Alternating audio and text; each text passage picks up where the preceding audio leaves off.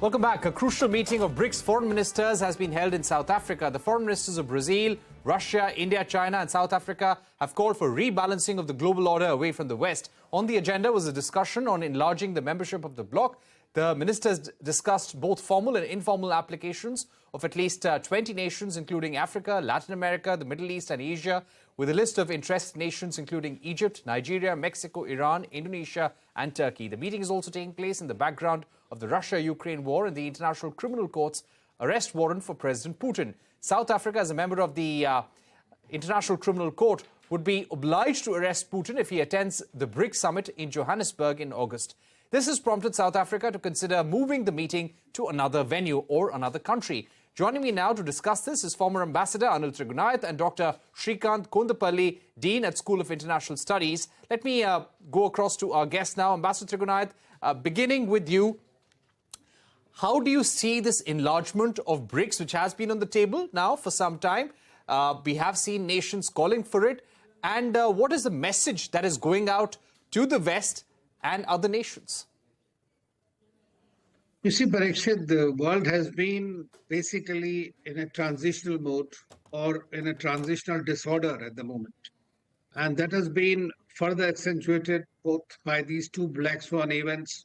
One is the pandemic, the other one has been the Russia-Ukraine war, whose impact is being felt by the global south mainly. So the countries in Asia and Africa and Latin America are the countries who have suffered the most. And the Brics has been a silver lining in that sense, and which has been trying to continue on the right path, dealing virtually all these issues which are dealt in any major multilateral organization exactly in the same manner, but in a bit more efficiently. And therefore, the attraction of the Brics has continued to increase among various members. And when they are seeing that the world seems to be much more divided, there is a more unilateralism that is happening on the part of the superpowers, there is definitely a sense of creating alternate structures, be it in the financial domain or be in the multilateral domain. So I see that this Brics expansion has been on the cards for quite some time now, but this is becoming a greater reality because as these countries, they are not necessarily going to be a bloc against the West. That is not what I guess at the moment is the intent, even though China and Russia are very much part of it. But at the same time, this will provide an alternative in the financial architecture also, which is what they are aiming at. As you have seen in the joint statement, there is a sign that we should deal in our national currencies and we should try it among the Brics members and with our other trading partners. So definitely there is a move which is taking place with regard to de-dollarization, I would say. And so an alternate architecture is in the offing. It will take some time, but it is very much there. So I think that the Brics would be a good platform to look at for many countries. And you mentioned about 20, somebody mentioned 30, even several of them from the European countries, as if you were to believe the Africans, they have also shown interest in being part of it. So we have to see how it plays out. Right. Right. How would you describe this expansion of Brics, Professor Kondapalli? How does India stand to gain from this exercise? Well, last year, July 24th, the Russians made an announcement about the expansion after the Iranians and Saudi Arabians have applied for. And later on, Turkey and Egypt, Argentina, and a host of other countries, Indonesia, Mexico, Thailand, Afghanistan, they have also expressed their interest in joining. So that was the lead coming from Russia first.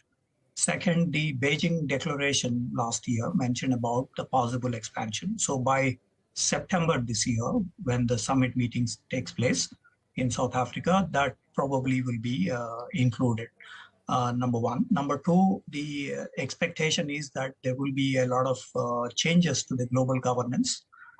Economic arrangements because all these countries, Saudi Arabia, for example, which is one of the biggest energy exporter, and Turkey, many motor vehicles are produced there. Then you have Iran, again, an energy exporter, and also gold in this times of turmoil.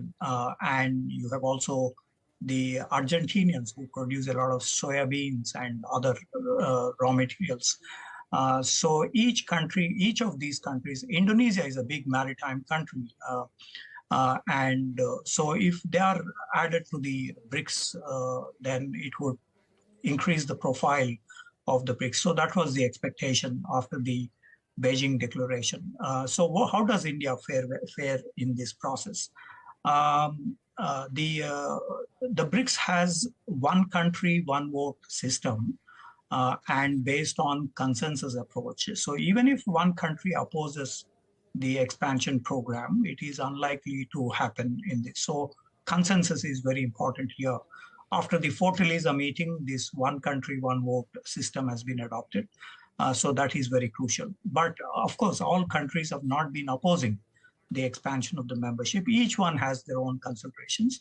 In the case of India, the suggestion was that if you have more countries from South America, Africa, Asia, then the global South position could be strengthened, and hence the G20 process as well gets strengthened, number one. Number two, also because of the conflict in Ukraine, there is the energy, fuel, the fertilizers, food prices, they have increased, inflation has increased. So by including many of these countries, there will be some kind of pressure, both in terms of the IMF reorganization, which has been continuing since 2010 reorganization process, with India and China's share has been increased substantially, some 2-3%, not so substantial, but nevertheless it's significant. And also in terms of the participation in global governance structures. In terms of recalibration of the global economic governance by this larger representation, so it's kind of a pressure group, and also participating in the international decision-making processes, because these countries have huge resources, and this could probably even translate into political power. So that is also one Indian consideration. If you remember in Goa summit, the BIMSTEC was been added as a dialogue partner in the previous BRICS summit meeting held by India at that time. And so it is not a new idea for India in terms of expanding. Of course, there are concerns as well that the BRICS will lose its steam if you have too many countries. So that is one criticism that has been raised. Also, each of these participants are pushing their own Dr. Kodapalli. Yeah. Right. Dr. Kodapalli, I'm going to come back to that point. Ambassador Trigunath, this expansion of BRICS and the kind of countries that Dr. Kodapalli was talking about, Iran, Indonesia, Turkey, Saudi Arabia wanting to join BRICS, this enlargement of the BRICS, how will this be seen and taken by the US, by European Union, by UK for that matter? Well, I think that if they are going to look at this BRICS from the perspective of China, Russia combined, then they will have this sort of a geopolitical color to it. On the other hand, if they were to look at it that these are the countries where the economies are doing very well, at the same time, they are not at the moment in opposition to the United States per se or its policies, but they definitely do not endorse the idea of unilateral sanctions and the unilateralism in the international discourse. Then obviously this will convey a certain kind of a message, because most of these countries which have been listed here are 12 or 13 or 15 countries actually here. Not all are going to become members in the first time, but the Saudis, for example, is one of the richest countries, the biggest economy, the largest producer of the oil, and that way it is an important addition to the thing. And then currently the whole world has been facing this the problem of the 4F, as we call it, weaponization of the 4Fs, which is weaponization of the financial instruments, the food, fuel, and fertilizer.